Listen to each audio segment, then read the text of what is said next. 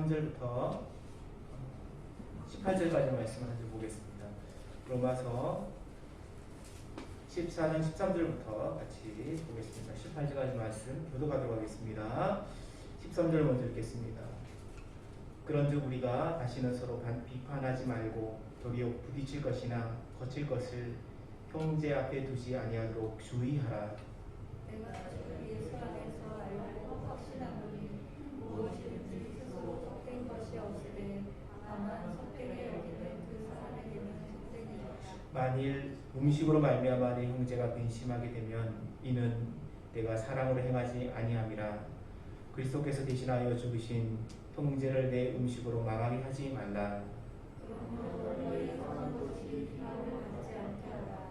하나님의 나라는 먹는 것과 마시는 것이 아니요 오직 성령 안에 있는 의와 평강과 희락이라. 이로써 그리스도를 섬기는 자는 하나님을 기쁘시게 하며 사람에게도 칭찬을 받으니라. 아멘. 오늘 읽으신 말씀을 가지고 무엇이 중요한가라는 제목으로 함께 말씀을 나누겠습니다. 사도 바울의 시대, 사울이 살았던 그 시대는 로마 제국 치하에 있던 상황이었습니다. 예수를 믿는다는 것은 참 어려운 시대였죠. 초기 탄생했던 유대교에서 분파로 인식되었고 예수 믿는다는 것 자체가 어떻게 보면 죽음이라는 것과 동일시되는 시대였습니다. 시대의 흐름과 제도를 뛰어넘어야 하는 아주 심각한 위기 상황에 이르기도 하였습니다. 실제로 이후에 기독교회가 일어나서 많은 성도들이 핍박받고 어려움 당하고 힘든 당한 후에 이 모든 것을 뛰어넘고 시대적인 중심이 되는 일이 있었습니다. 시대적인 흐름이라 하면 그리스 로마 제국에 있는 다양한 신들에 대항하는, 그리고 황제를 신이라고 불리는 상황에서도 예수만이 주다, 주인이다 이렇게 말하는 그 위험이 있었죠. 이 말은 곧 반역이라는 말과 동일시 되었습니다. 사회적으로는 신분 제도가 있었죠. 주인과 노예가 관계가 있었던 철저한 그런 시대였고, 로마 시대 그 당시에 델로스라는 섬에서는 하루에 만여 명 넘는 사람들이 팔리고 노예로 전락하는 그런 일들이 있었던 것이 로마 시대였습니다.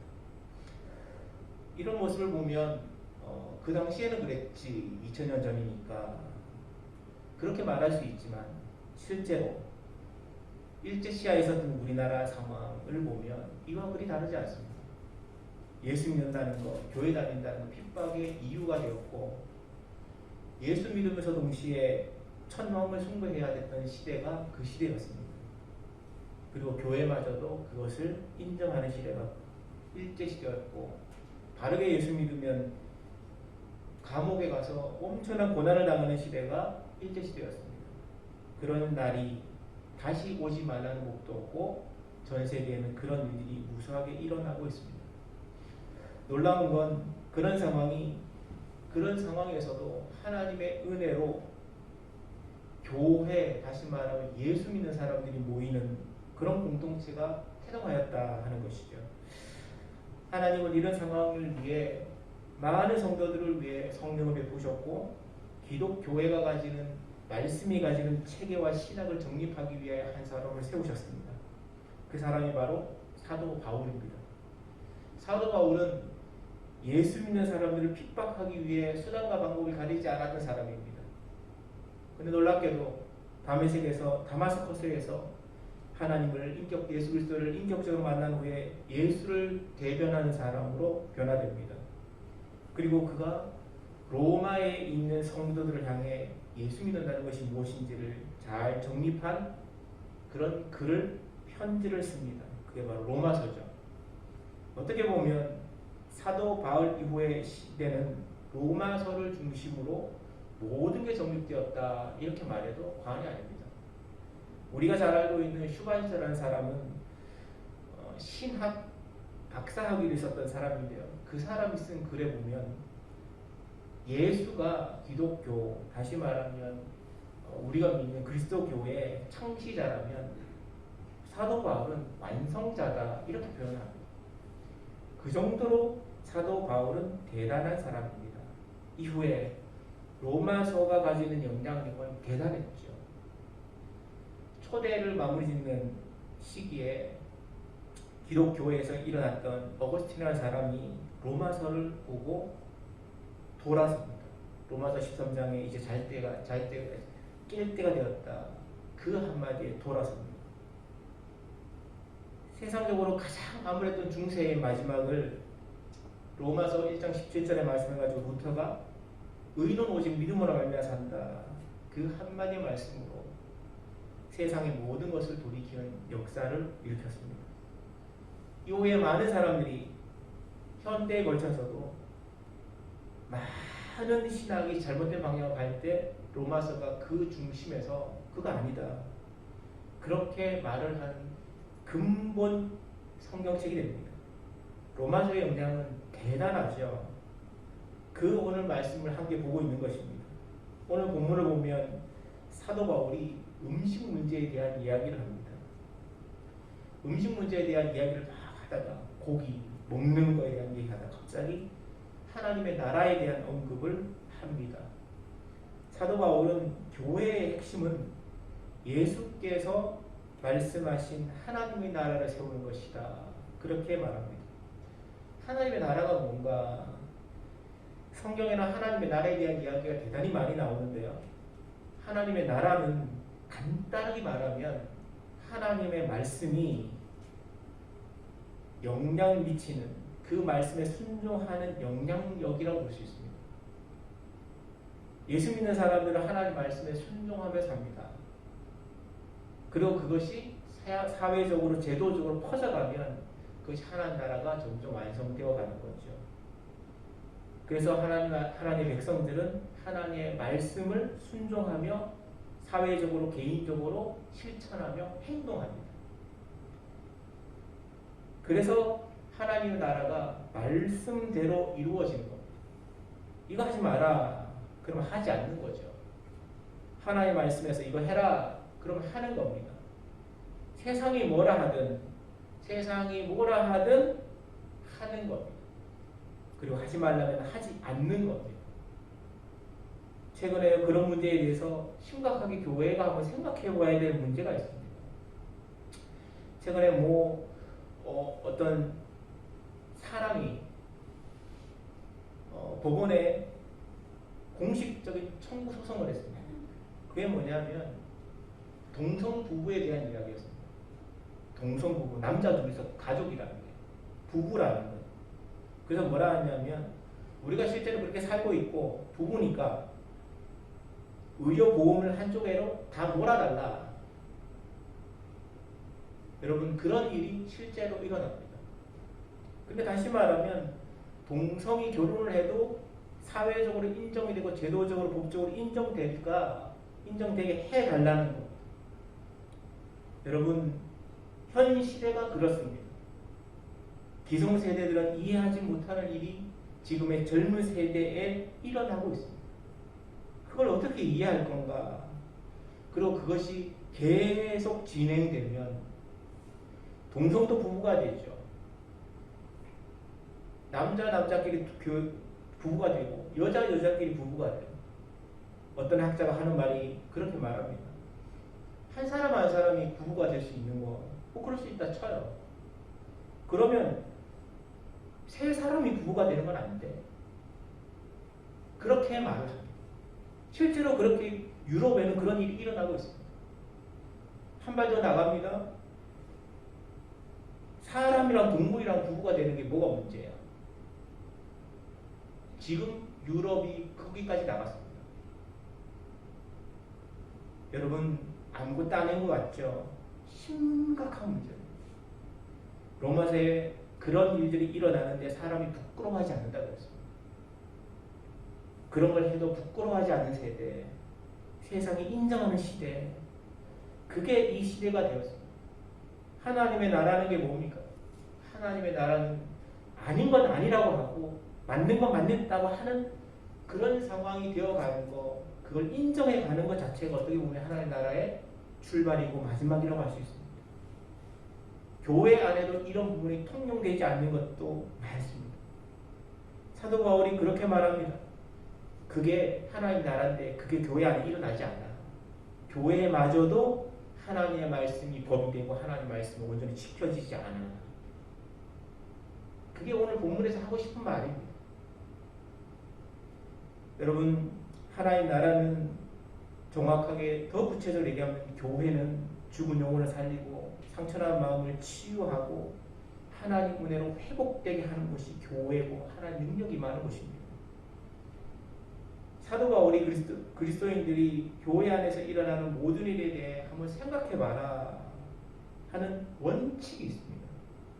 그 원칙이 하나님 말씀대로 살아가느냐 하는 것이죠. 하나님 말씀에 귀를 기울이고 하나님 말씀을 지키고자 애쓰고 머리를 숙이고 기도하고 그렇게 살아가고 있는가 하는 겁니다. 그렇게 하는 교회, 그렇게 하는 공동체는 하나님의 나라를 이루어가는 초석이 됩니다. 오늘 17절에 보면 사도 바울이 아주 중요한 하나님 나라에 대한 이야기를 하면서 이렇게 말합니다. 17절에요. 하나님 나라는 먹는 것과 마시는 것이 아니고 그 다음 나오는 말씀입니다. 오직 성령 안에 있는 의와 평강과 희락이라. 하나님의 나라가 임한 곳에는 뭐가 임한다고요? 평강이 임하고 의가 임하고 옳은 것이 임하고 기쁨이 임하고 평강이 임한다고. 이와 반대되는 일이 일어나죠. 하나님 나라가 거치면 복음의 능력이 사라지면 어떻게 돼요? 교회 안에 옳은 것이 없어지고요. 평강이 사라지고 기쁨이 말라가는 일이 생깁니다. 오늘날의 많은 교회들이 이 일을 실제로 겪고 있습니다. 그래서 수많은 성도들이 평안한 교회, 말씀대로 옳은 것을 따르는 교회를 찾아 움직입니다. 그래서 여기 가보고 저기 가보고 결국에는 성령 안에서 나타나는 기쁨, 희락, 평강, 옳은 것들, 그런 것들을 보기 위해 분주히 움직이는데 100만 명이 넘는 오늘날 추산으로 200만 명이 넘는 가난한 성도들, 교회를 나가야 되는 성도들이 떠돌아다니는 이유가 거기에 있습니다. 안 보이는 거야, 안 보이는 거. 이 말씀을 통해 우리가 한번 생각해 봐야 되는 진짜 중요한 말씀이다. 그렇게 생각해 오늘 함께 나누려고 합니다. 사도 바울이 로마서 13장에서 보면 구약의 모든 율법의 핵심에 대한 이야기를 하며 하나님의 사랑과 이웃 사랑이다. 이렇게 두 가지로 결론을 내립니다. 로마서 13장 10절에 보면 거기에 보면 사랑은 율법의 완성이다 라고 말을 하고 있습니다. 성령 안에서 사랑하고 말씀대로 사랑하면 그게 율법의 완성인데 율법 잘 지키는 거다 그랬습니다. 그런데 교회 안에서 실제로 일어나는 여러 가지 문제들 중에 이 문제와 상당히 배치되는 일이 있습니다. 사랑의 핵심은 관용하고 품어주는 겁니다. 돌아보고 챙기고 인정해주고 나보다 남을 높여주고 나를 낮추고 그런 거죠. 그런 문제에 있어서 가장 핵심적인 그 당시의 사건이 음식 문제였습니다. 사도 바울은 14장 1절에서 12절까지 말씀에 먹고 마시는 것에 대해서 믿음의 문제니까 건들지 마라. 알아서 하면 냅둬라. 그렇게 말합니다. 성도들의 개인적인 문제야. 믿음이 있는 사람은 딱딱한 것도 먹고 부드러운 것도 먹을 수 있어. 연약한 사람은 부드러운 거 먹는 거지. 그 믿음의 문제에 대해서 너네들 이래라 저래라 판단하지 마라. 그렇게 말합니다. 이걸 정리를 하면 사도 바울이 그리스도인의 삶은 살아도 주를 위해 살고 살아도 죽어도 주를 위해 죽는 것이다. 그렇게 정리합니다. 사나 죽거나 다 주를 위해 사는 것이 그리스도인의 삶이다.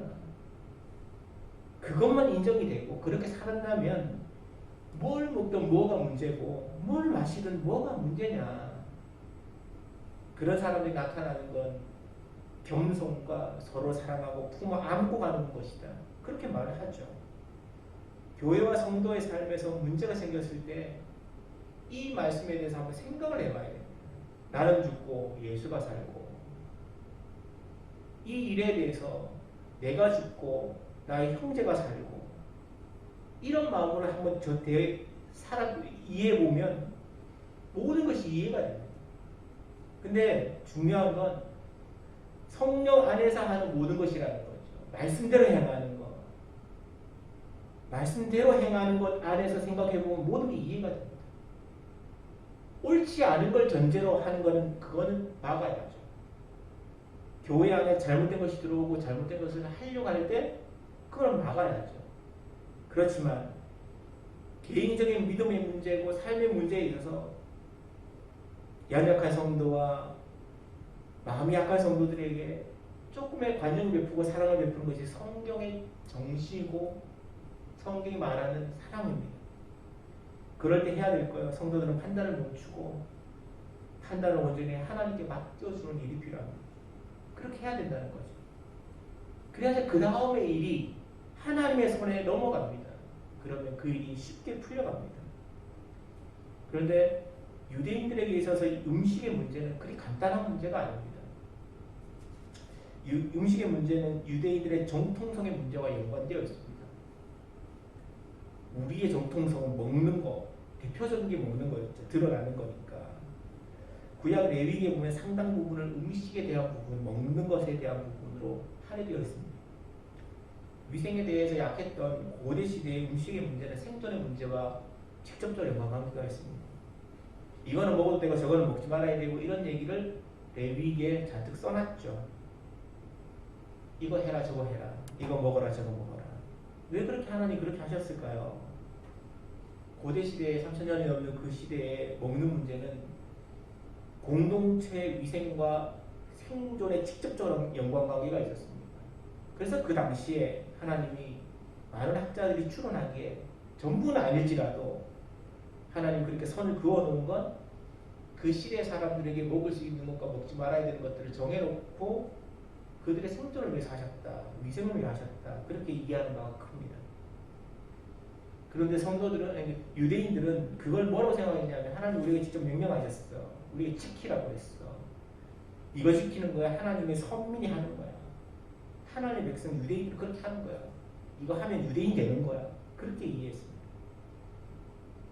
그런 특권 의식으로 평생을 살아왔던 유대인들에게 먹지 말아야 되는 것을 먹고 마시지 말아야 되는 것을 마시면은 그건 자기 스스로에게 흠집을 내는 거죠. 그래서 사람들이 손가락질을 받습니다. 너는 어떻게 이방인들이 하는 그걸 해? 너는 유대인이 아니야? 이런 식으로 몰아가는 일이 생깁니다. 특별히 로마 시대의 대부분의 고기 그리고 싼 고기들은 이방 신들에게 제사를 지내고 드려졌던 것입니다. 그렇기 때문에 이방 신에게 드려졌던 고기를 먹는다. 그건 내가 유대인 아니다. 그 말과 똑같은 말입니다. 중요한 건 그게 먹으나 안 먹으나 중요한 게 아니라 유대인들이 생각하는 게 핵심적인 거. 하나님이 원하는 그 기본적인 정신에 대해서 생각하지 않고 그냥 먹고 마시는 게 중요해. 그렇게만 했다는 겁니다. 형식적에 치우쳐서 로마 교회 안에 문제가 심각하게 일어났다는 거죠. 형식적인 거예요. 전통이라는 거. 그런 걸로. 사도 바울은 15절 하반절의 말씀에 형제를 내 음식으로 망하게 하지 말라. 그렇게 명확하게 얘기합니다. 음식 때문에 형제들에게 상처 주고 형제를 떠나보내고 문제 생기게 하는 거 그건 하지 마라. 차라리 그러면 안 하는 게 낫다는 거예요. 음식 문제보다 한 영혼이 더 귀하고 한 영혼이 천하보다 귀하다고 성경에 말씀되어 있기 때문에 그렇습니다. 차라리 안 하는 게 낫습니다. 안 먹는 게 낫습니다. 주님의 몸인 교회는 사람을 망하게 하는 것이 아닙니다. 사람을 살리는 것이고 영혼을 회복하게 하는 것이죠.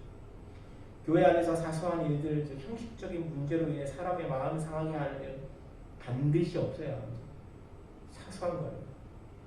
사소하다고 생각하는 일로 인해 하나님의 백성들이 복음으로 멀리 떨어지는 일들이 실제로 일어납니다. 별거 아닌 것 같은데 우리는 별거 아닌 것 같은데 새로운 성도들이나 연약한 성도들에게는 진짜 마음이 상처되는 일이 많습니다. 이건 성경에서 심각한 죄라고 얘기합니다.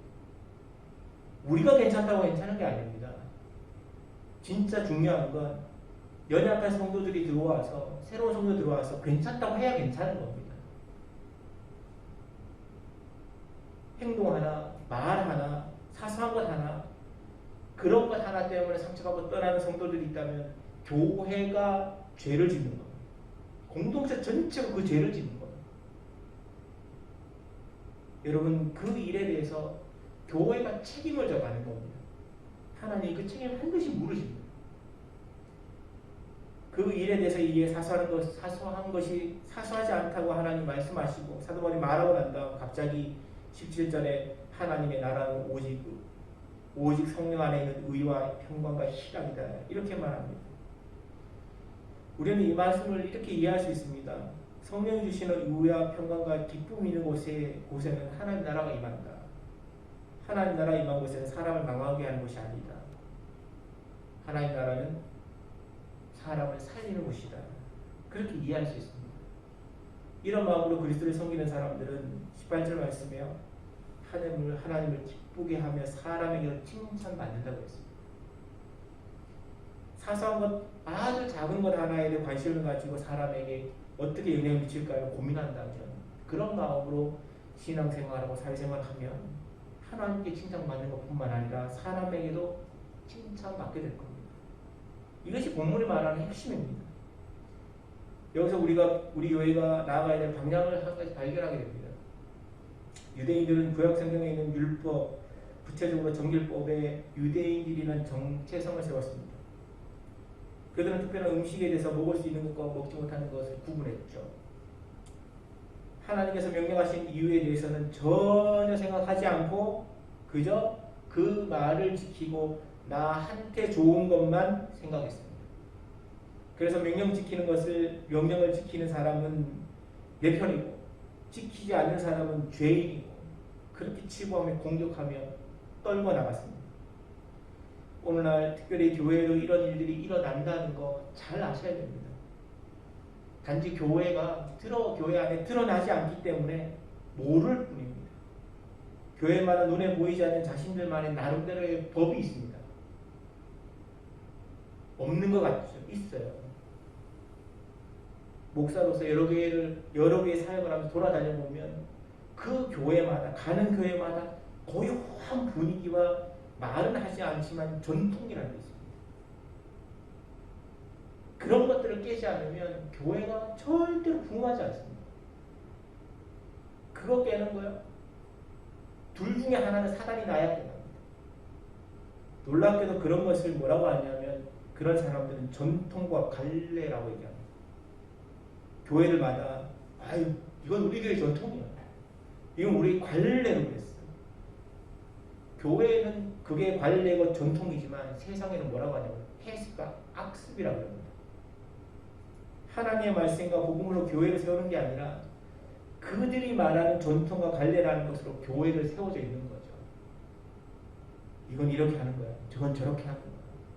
그런 식으로 해요.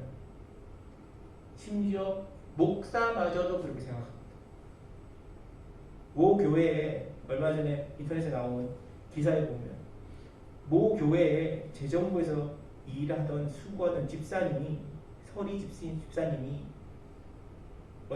사역한 지 얼마 지나지 않아 재정부장인 장로님과 서리 집사님이 대판 싸웠다는 거예요.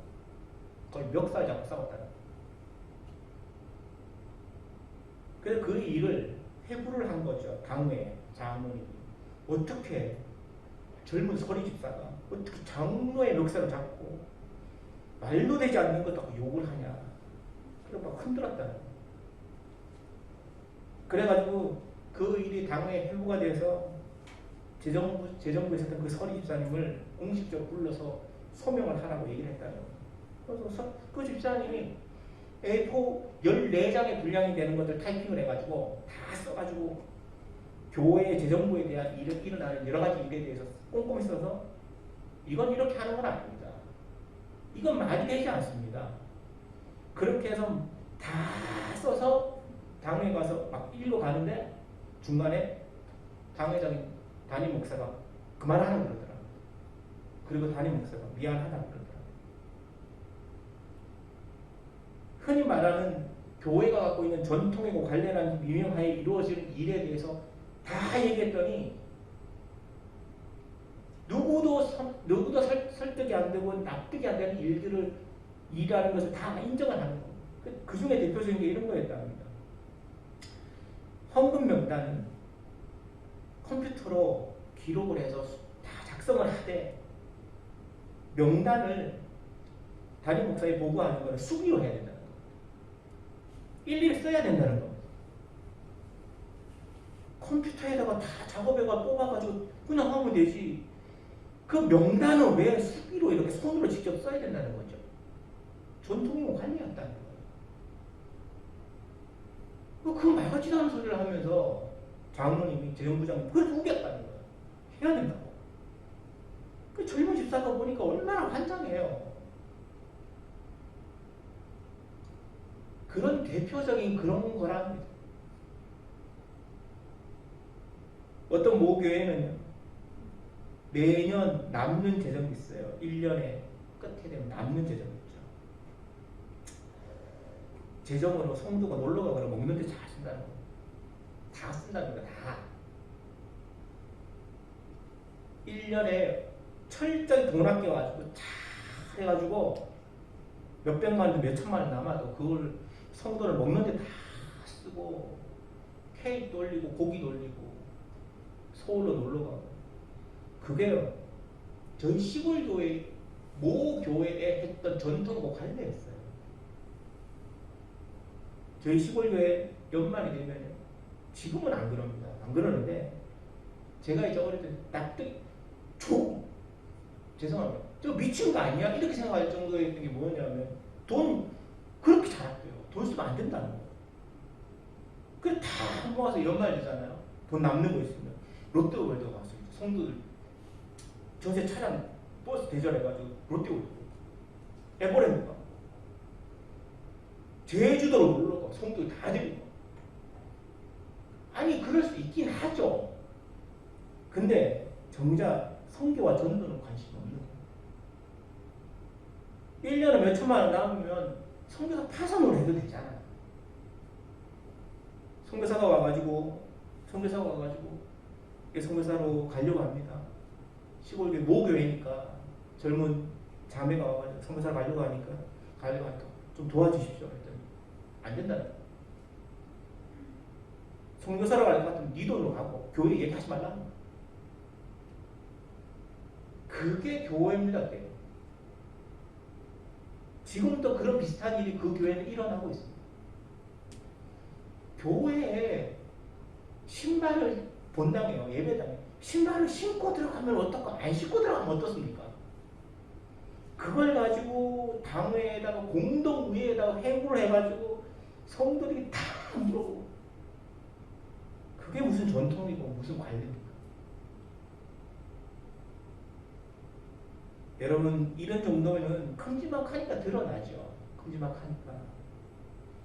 그런데요. 사소한 교회에서 사소하게 일어난 일에 대해서는 너무나 조용하게 일어나니까 상처받고 그냥 가요. 떠나가요. 그냥 아무 말 안 하고. 대표적인 게 어딘지 아십니까? 부엌이에요. 부엌.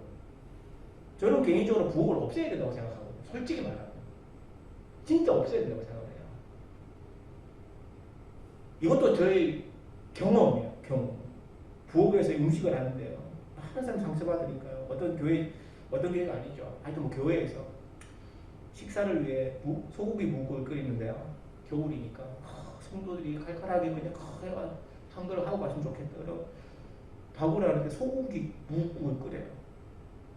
어떤 분이 겨울이니까 꽃 칼칼하게 고춧가루 넣고 청양고추 넣고 막 빨갛게 해가지고 막 그렇게 해서 한 그릇씩 주고 먹고 갔으면 참 좋겠다. 그래가지고 다 준비를 했어요. 소고기도 준비하고 어떤 분이 나타났어요. 그리고 하는 말이 우리 교회는 소고기 무국은 항상 맑은 것만 끓였어.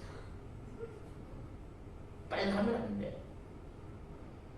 이게 무슨 교회는 빨가면 되고 빨가면 안 되고 맑으면 되고 그런 게 어디 있습니까?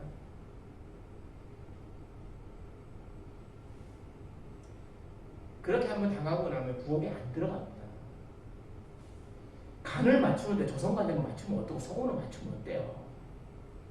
좀 더 좀 짜고 어떤 좀 싱겁고 짜면 물 부으면 되잖아요. 알아서 뜨거운 물 해가지고 아주 좀 부어 드세요. 그러면 되잖아요. 안 된다. 내 입에 맞춰야 된다는 거예요. 내 입에 조선간장이라고. 여러분 그런 일이 실제로 수많은 교회에서 일어나고 있습니다. 젊은 청년들의 얘기는 뭐 별로 없으니까 냅두고요. 젊은 청년들한테 간단 한 가지만 해요. 젊은 청년들한테 그래 청소년들 주일학교 애들한테 목사님한테 가가지고 제가 그랬어요. 목사님 주일학교 애들 이렇게 좀 먹이고 싶은데 돈 이만큼 필요합니다. 그냥 좀 지출해서 안 됩니까? 원래 예산에도 없는 건데 그랬더니 안 된다는 거. 예산은 예산대로 시켜야 돼요. 그러고 난 다음에 얼마 안 돼가지고요. 성가대에서 팀판이 4천만 원짜리 샀어요. 신발 이런 거 3개짜리 두드린 거 있잖아. 성가대에 4천만 원 배정이 되어 있고 주일학교에 단돈 100만 원을 지출 못한다는 게 그 교회 여기까지만 하죠. 더하면 열받으니까. 여러분 진짜 이거는 우스꽝스러운 겁니다. 교회가 전통이고 관습이라는 유명 아래 악습을 행하는 거예요. 사도 바울이 교회 안에서 일어나는 일에 대해 핵심은 복음과 십자가를 위해 합평한 일과 덕을 세우는 일에 힘쓰라고 19절에 말을 합니다. 읽지는 않았지만 핵심은요. 하나님의 나라는 서로 합평하고 기쁘고 의로운 일을 하는 것이고 세상에 나가서 합평한 일과 서로 덕을 세우는 일을 하는 것. 그거 하라고 그렇게 권면합니다. 우리와 함께 신앙생활하는 사람들을 위해 먼저 된 사람들이 좀 절제하고 상대방을 생각하는 마음이 필요합니다. 그리고 말씀이 무엇이라 하는가를 잘 돌아봐야 됩니다. 그리고 자신만이 생각하고 있는 신념이 있습니다. 이건 이래. 그리고 나 혼자만 생각하는 어떤 규칙이 있어. 그 자신만의 규칙으로 먼저 멈추고 자신만의 신념으로 마음에 담고 사셔야 됩니다. 내가 생각하는 신념이 이러니까 이렇게 해야 돼. 그거 교회 안에 다 얘기하면 교회 어려워집니다. 자신만이 생각하는 그 신념 하나님의 교회를 위해 내려놓으셔야 됩니다. 그리고 남들이 싫어한다, 남들이 이해 못한다 그러면 받아들이시고 고치셔야 합니다. 사랑하는 성도 여러분, 하나님의 교회는 하나님께서 우리에게 주신 말씀을 원칙과 기준으로 삼아 성령이 주시는 옳음과 평안과 기쁨을 추구하는 그런 공동체입니다. 그게 아니라면, 그 이외라면 나의 원칙도 내려놓고 나의 기준도 내려놓고 내가 생각하는 옳음과 평안과 기쁨을 내려놓으셔야 돼요. 그래야지 교회가 하나님의 교회답게 성령이 역사합니다. 그 공간을 내어드려야 하나님이 본 교회 안에 역사하시는 일이 일어날 겁니다. 이것이 주님의 교회가 나가야 될 방향입니다. 그런 교회, 그런 성도님들 되시기를 축복하며 기도합니다. 같이 한번 기도합니다.